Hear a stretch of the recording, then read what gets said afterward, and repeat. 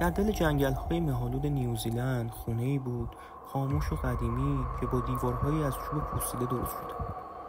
هر کدوم از این دیوارها داستان‌های عجیبی رو تو دل خودشون نهفته بودن. این دیوارها با هر وزش باد به صدای دلخراش شکسته می‌شدن. سال 1971 بود که خانواده‌ای به نام پرون وارد این خونه شد. خونه‌ای که به گفته اهالی اونجا بیش از 200 سال قدمت داشت. این خانواده 5 تا دختر کوچیک داشتن که هزاران امید و آرزو داشتن. اما از همون ابتدا چیزایی تو این خونه درست نبود. درست همون لحظه‌ای که در بزرگ چوبی خونه خود به خود باز و بسته می‌شد و صدای عجیبی می‌داد. همون شب بود که خونه شروع کرد به نشان دادن چهره واقعی خود. صدای درهای نیمه باز، قدم‌های آرام و غریبی که در گوش‌های خونه به گوش می‌رسید، تا اینکه کارولاین مادر خانواده شروع کرد به کنکاش که این اتفاقات از کجا داره شروع میشه. در همان هفته‌های اول کارولاین متوجه چیزایی شد که نمیتونست اون را توضیح بده. در اتاق‌ها به صورت ناگهانی باز و بسته می‌شدن. صدای کشیده شدن چیزی روی زمین می‌اومد، در حالی که همه خواب بودن. یکی از دخترها با نگرانی گفت: مامان، یکی تو کمده داره نگاه میکنه، اما یه سایه است، فقط یه سایه. کارولاین فکر میکرد که این توهم بچه هاست، اما وقتی شبا همه خواب بودن خودش هم صداهایی میشنید که نمیتونست براش دلیل بیاره. تمام خونه بوی کهنگی میداد، اما این فقط بوی خونه قدیمی نبود. این بو انگار از اعماق تاریخ اومده، همونطور که روح خونه بر تن خانواده سنگینی میکرد.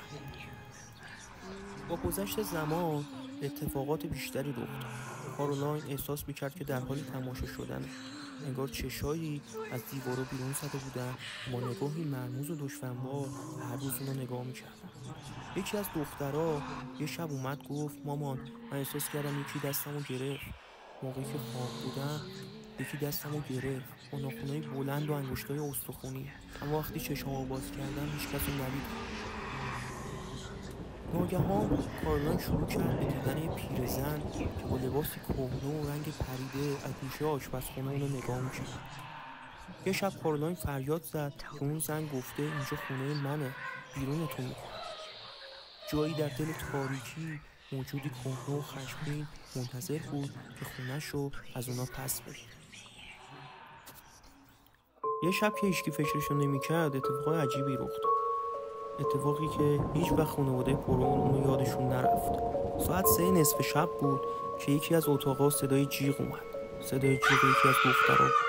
وقتی بقیه دویدن سمت اتاقش دیدن که روی گردن دختر یک کبودیای بزرگ ایجاد شده. انگار یکی دستش دور گردنش حلقه زده و ناخناشو فرو کرده تو گردنش. کارولاین میگفت: خواب دیدم زیر تخت افتادم و نمیتونم بیام بیرون، اما وقتی بیدار شدم خاک زیر ناخنام بود. سکوت وحشتناک خونه رو فرا گرفته بود و در این میان سوال بزرگی ذهن خانواده رو مشغول کرده بود: آیا واقعا دیوونه شدن یا چیزی شیطانی تو این خونه زندگی میکنه که داره همه چی رو میبله؟ سرانجام خانواده تصمیم گرفتن که از کسی کمک بگیرن و رفتن سراغ کسایی که از علم فرا رفته بودن. ادوارد و لورین وارن زوج معروف ماورای طبیعی بودن که وارد ماجرا شدن.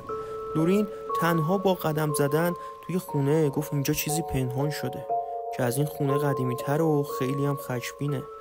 اونا صداها رو ضبط کردن، تصویر گرفتن و حتی سعی کردن که با روح ارتباط بگیرن. اما شب در هنگام بازبینی صدای ضبط شده صدایی به گوش رسید که گفت: اینجا خونه منه. صدای موجودی که نه تنها خونه رو تسخیر کرده بود بلکه در انتظار لحظه‌ای بود برای بیرون راندن همه اعضای خانواده.